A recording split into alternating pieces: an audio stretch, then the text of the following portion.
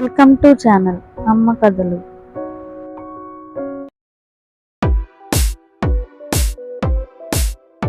పూర్వం ఒక చక్కని అడవి ఉండేది.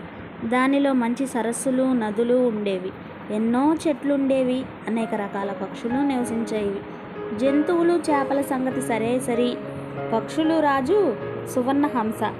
ఆ రాజుకి చక్కని చుక్కనైన అమ్మాయి ఉంది. ఆమెకు ఏమి కోరితే అది ఇస్తా ఉండేవాడు. అల్లారు ముద్దుగా పెంచాడు సువర్ణహంస. ఆమెకి యుక్త వయసు వచ్చింది. నీ ఇష్టం వచ్చిన వాడిని వరించవచ్చు అని అమ్మాయికి చెప్పి పక్షులన్నిటినీ సమావేశపరిచాడు రాజు. ఆ సమావేశానికి హంసలు, నెమళ్ళు, పావురాలు, కోయిలలు, గువ్వలు మొదలైన ఎన్నో రకాల పక్షులు చేరాయి.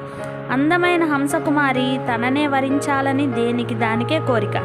హంసరాజపుత్రిక ఆమె సమావేశానికి వచ్చింది. ఆమె అన్ని పక్షులను పరిశీలించింది. చక్కని రంగుల కల మెడ పించము, తోక కల మయూరం ఆమెకు నచ్చింది. ఆ విషయం తండ్రికి ఆమె చెప్పగా అతను శకుంతలా పక్షి ద్వారా మయూరానికి చెప్పించాడు.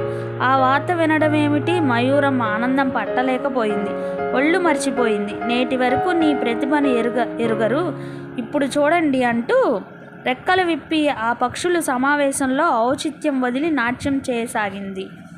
అది గమనించిన హంసరాజకుమారి, ఇది ఏమిటి, ఇలా నాట్యం చేయటం మయూరం హోదాకు తగినది కాదు, వినయాన్ని కానీ ఔచిత్యాన్ని కానీ సూచించదు సరికదా అని సిగ్గుమాలిన తనాన్నే తెలియజేస్తుంది ఇది అని మనసు మార్చుకొని హంసలలో ఒకదానిని మెడలో వరమాల వేసింది.